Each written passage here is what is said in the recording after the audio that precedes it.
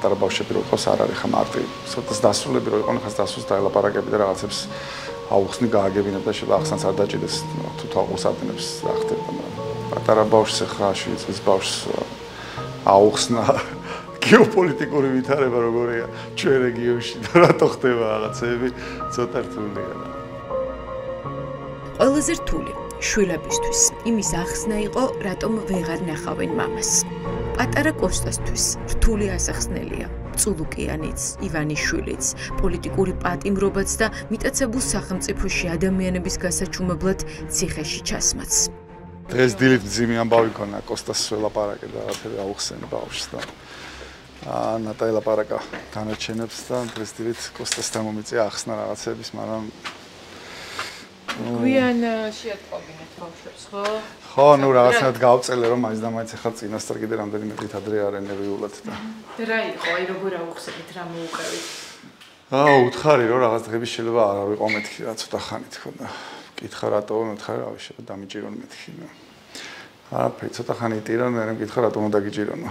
რაღაცები აუხსენე. აი როგორ უთხარით, რომ წულუკიანის კომისიაზე აი ეგ წულუკიანი არ მიხსენებია, მაგრამ ნუ რაღაც ეგეთ ტერმინებით აუხსენი, რომ სადღაც მაიძულებდა რომ მივსულიყავი, მაგრამ არ მივედი მეთქი, იმიტომ რომ არ იყო მისასვლელი მეთქი და მითხარო რომ გაიზრდება დაბომბავს.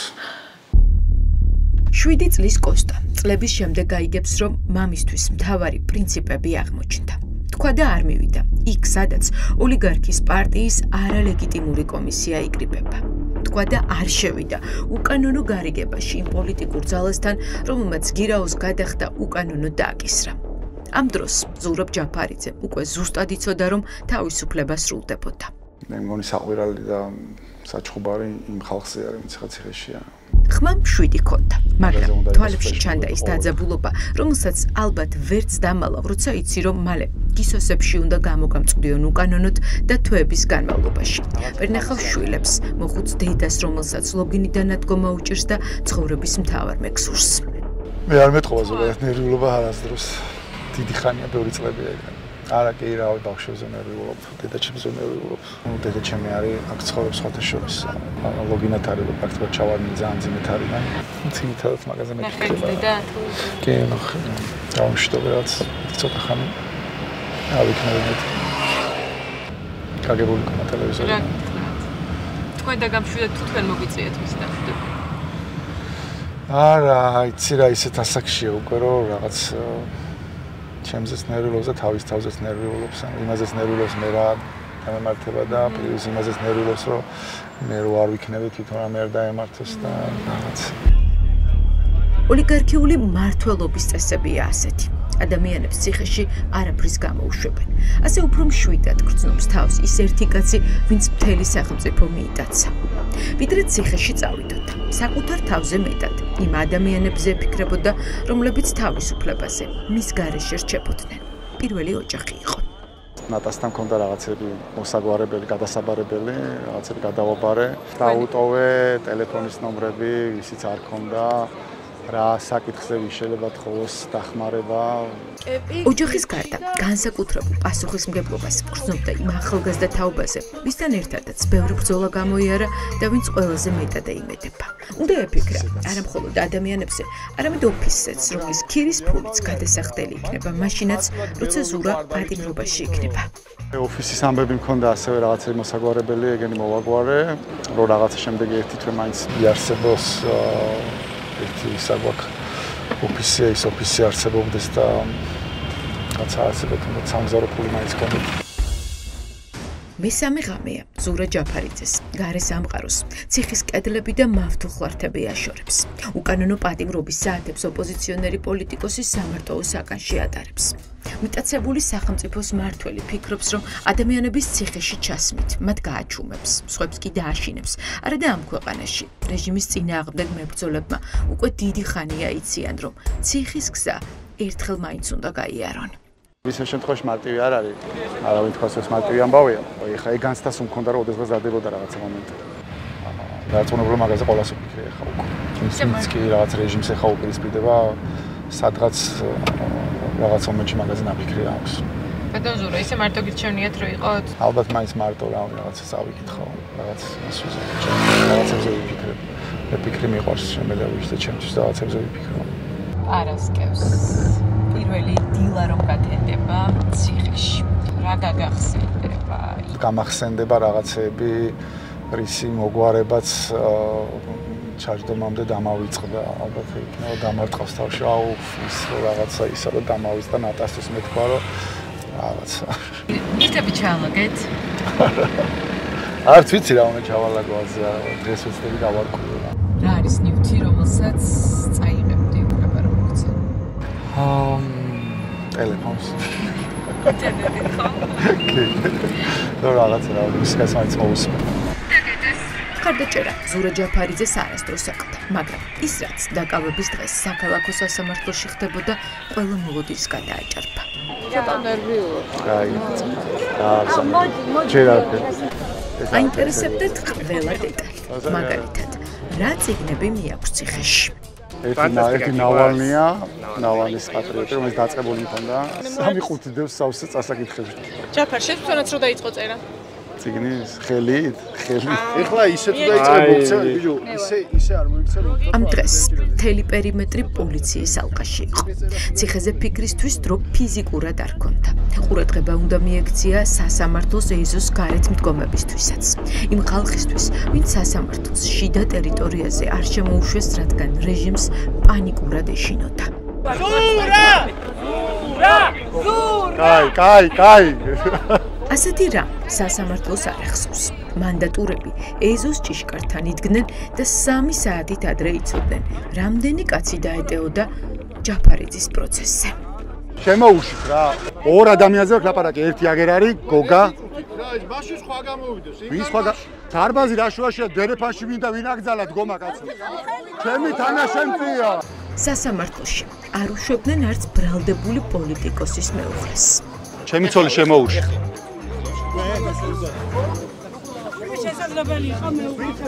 რას გეუბნებოდე, რატომ არ გიშვებდნენ? ეს ეთყობა ეშინიათ და ზემოდან ელოდებოდნენ რაღაც სანქციას ამაზე არ ვიცი.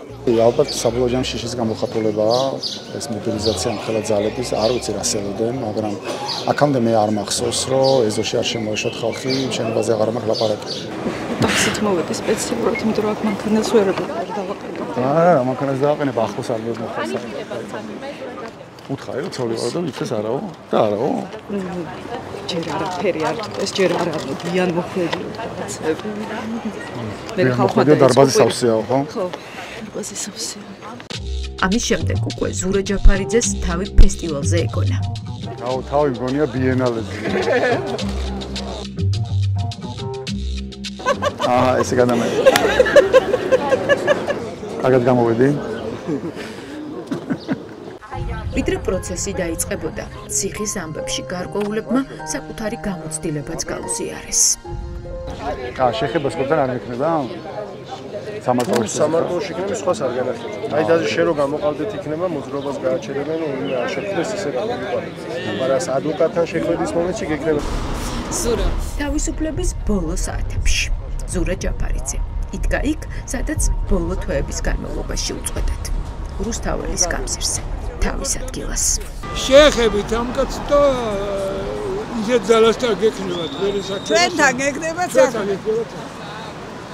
და ჩვენ კიდე დარაძალა ვარ და ვერ გეგოთ. აბა გამძლაობა ხარ. მადლობა დიდი. რა მოხდება რუსთაველის გამზირზე? ისევ გამოვლენ თუ არა პატრიოტები იმის სადემონსტრაციოდ, რომ საპროტესტო მუხტი არსად გამქრალა.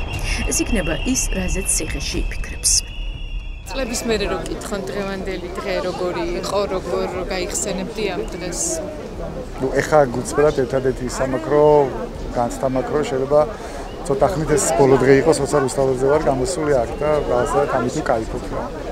მათი სიტყვები, მათი დამხნევება რა ძალას გაძლევს ახლა? რაღაც ნაწილი თან გამხრევაც არ არის, უფრო სამძიმარზე მოდის. აბა დღის განმავლობაში ის მოლოდინიც მექნება ეგ არის. საღამოს რუსთაველი გადაიგეთა თუ არა. აქაც ესე ვარ და იქაც გამყვებაც ხარდია. დაჭერის წინა ღამეს აქციის მონაწილეები თანამებრძოლს პირადად დაემშვიდობდნენ. ნაწილი აიმედებდა, რომ მოსამართლეს სინდისი შეაწუხებდა და დაკავების ბრძანებას არ გასცემდა. რა თქმა უნდა, ახსენებდნენ ამერიკიდან ბოლოს მიღებულ გზავნილსაც. არ გიჭერენ ძმაო, ხო? რუბიო ისეთი რაღაცა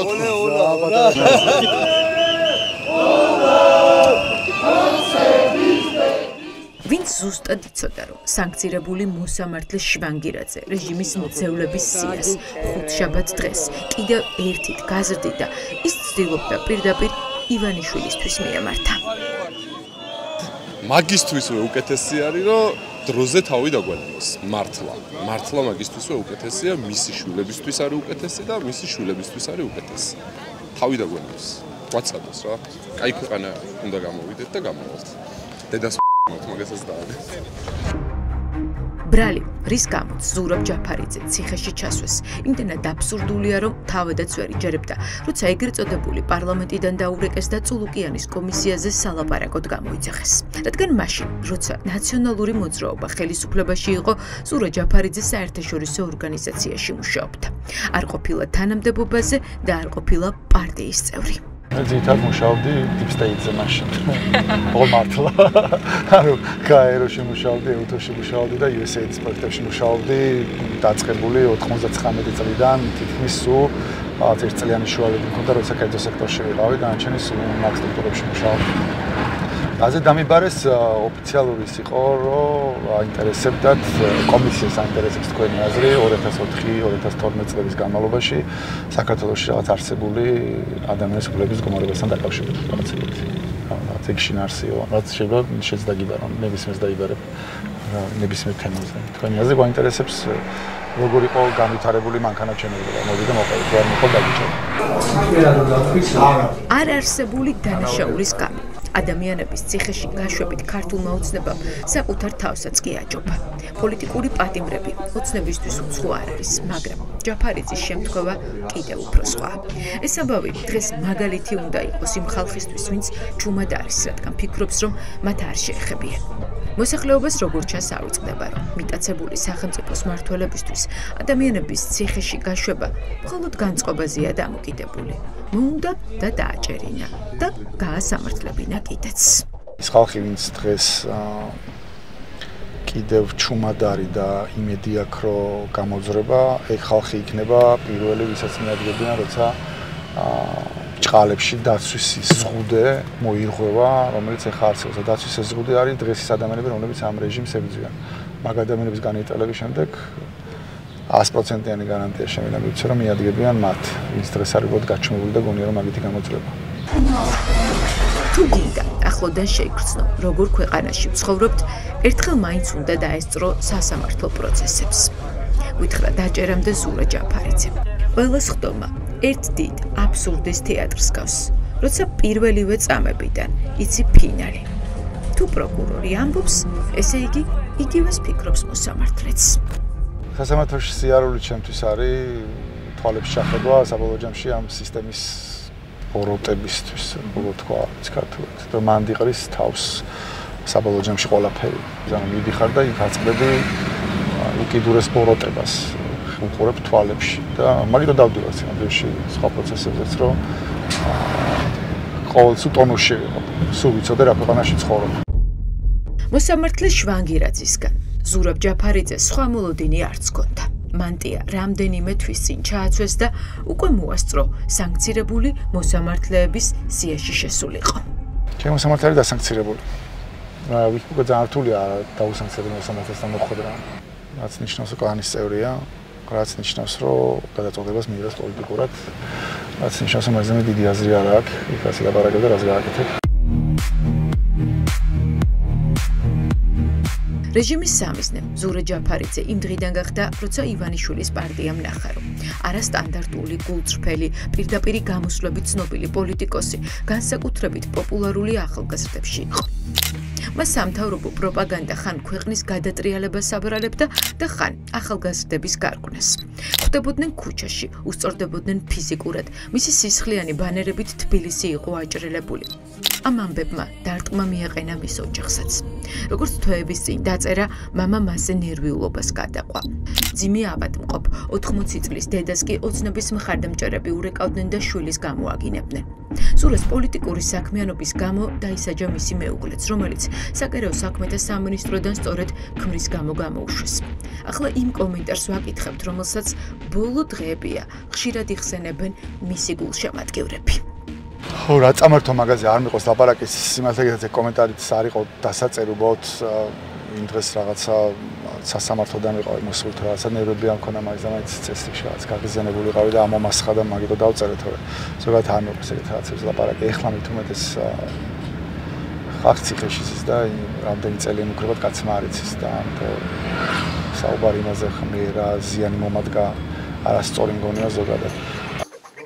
ეს ინტერვიუ ზურა ჯაფარიძესთან სასამართლოს წინა დღეს ჩავწერეთ.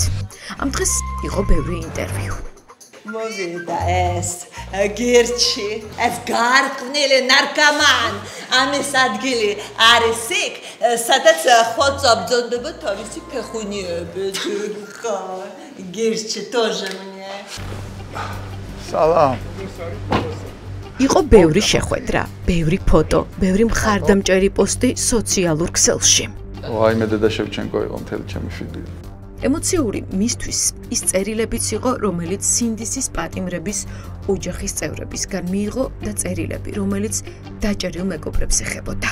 რამდენიმე იყო ისეთი, რომ ციცრემლები რომ მოგადგება. რომელი მაინც?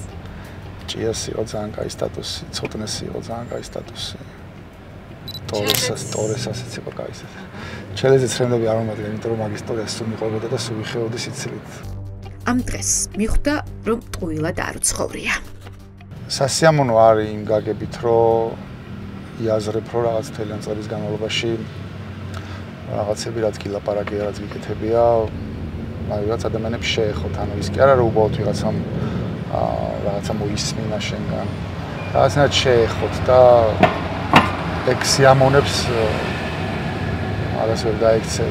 ლაშა არ წახვიდე, ლაშა! სახელმწიფოს მინტაზე რუსული ყაიდის მართლის გონია რომ ციხით ადამიანებს თავისუფლებას ართმევს. არა და ციხეში არაფრის გამო ჩასმულები უფრო მეტად თავისუფლები არიან, ვიდრე ერთი ოლიგარქის პარტიის ასობით წევრი, რომელთაც საკუთარი აზრის გამოთქმის უფლებაც კი არ აქვთ. რადგან მათთვის მთავარი ფულია. რთულია ეს ხალხი დააჯერო, რომ ამ ქვეყანაში არსებობს იდეა, რომლისთვისაც იბრძვიან, თუნდაც საკუთარი თავისუფლების ფასად.